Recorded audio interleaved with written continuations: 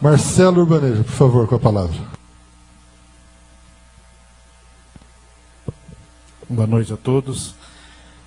Vamos tocar agora na ferida, né? Uma coisa que ficou mal resolvida o ano passado e que, na verdade, acho que está todo mundo meio confuso perante essa situação, porque nós vamos ter que estudar muito para tentar resolver isso daí. Pois, como colocou o secretário, o Edson, o sindicato também percebe que as duas categorias que foram contempladas, duas não, três, né? Podemos colocar os aposentados, que conseguiram aí a reposição completa dos 37%. E foram os procuradores, o pessoal da carreira de Estado, temos aí engenheiros, alguns cargos de nível superior, mas aquele dispositivo colocado naqueles projetos, nós estamos visualizando uma dificuldade muito grande da sua aplicabilidade.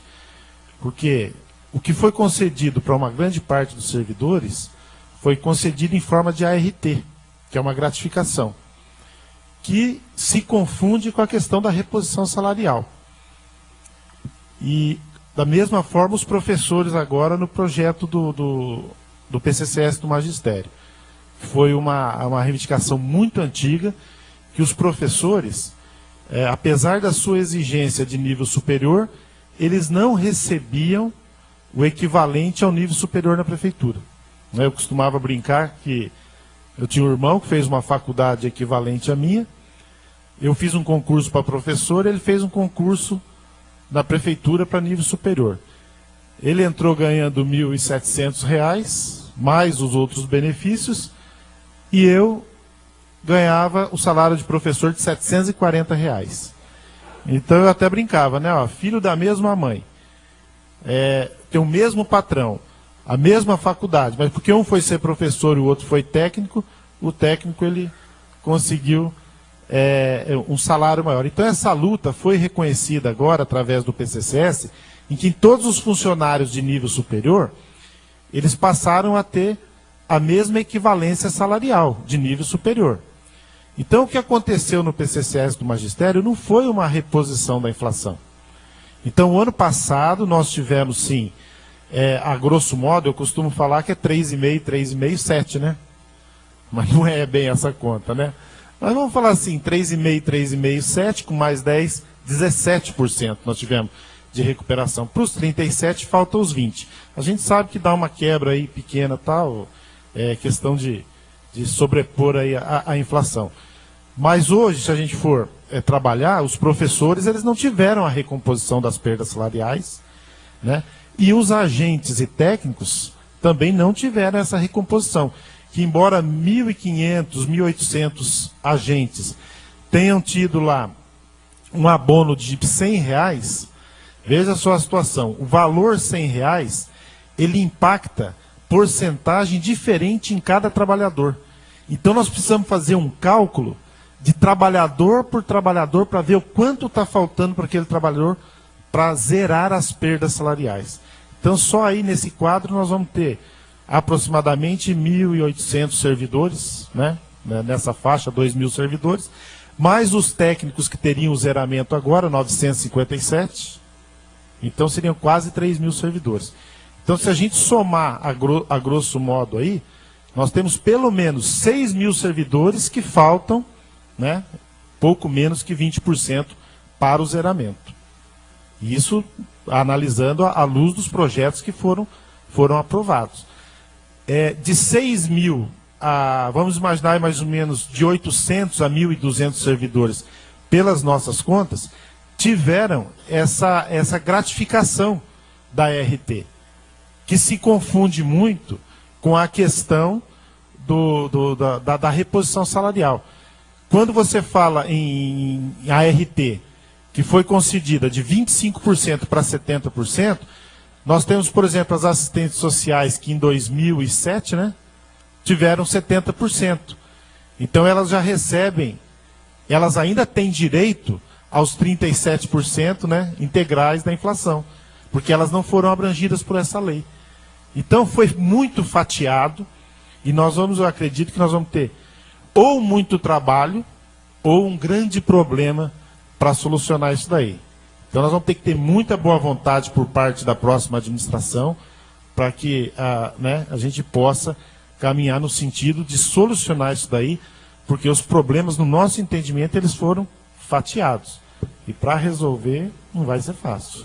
Marcelo, obrigado pelas explicações. Joel, eu vou fazer uma pergunta para o Edson aqui. Ô Joel, só para complementar, um minutinho, complementar, eu gostaria de chamar a atenção sobre a questão do grande número de atestados médicos. Eu sempre tenho defendido que o servidor público municipal, lá na outra gestão, começou uma política de arroxo salarial e, em contrapartida, não se contratava funcionários para terceirização, forçar uma terceirização, aquela política que nós denunciamos o tempo todo. O que acontece? Você pega um pai de família que tem, de um lado, furtado o seu salário, e, de outro lado, o oferecimento de horas extras para que ele possa complementar o seu salário, porque não existia funcionário, e não existe até hoje funcionário, como coloca o secretário, para casos de emergência, esse trabalhador, ele começa a fazer exaustivamente a chamada hora extra. Então, hora extra é assim, de vez em quando. Tem uma audiência hoje, vamos convocar alguns servidores aqui para trabalhar até as 21 horas. Isso é hora extra. Mas na prefeitura não. A hora extra é uma jornada estipulada que todo mundo faz. Pega-se um caminhão, que esse caminhão tem a capacidade de carregar 10 toneladas, e começa a trabalhar carregando 14 toneladas. O que vai acontecer com a vida útil desse caminhão? A vida útil dessa máquina vai quebrar. É o que acontece com o servidor público de Londrina. A vida útil do servidor público de Londrina, ela foi reduzida. E isso está impactando no quê? No alto número de atestados. Então não se imagine vocês que criar uma central de fiscalização de atestado médico vai resolver o problema, porque não resolve.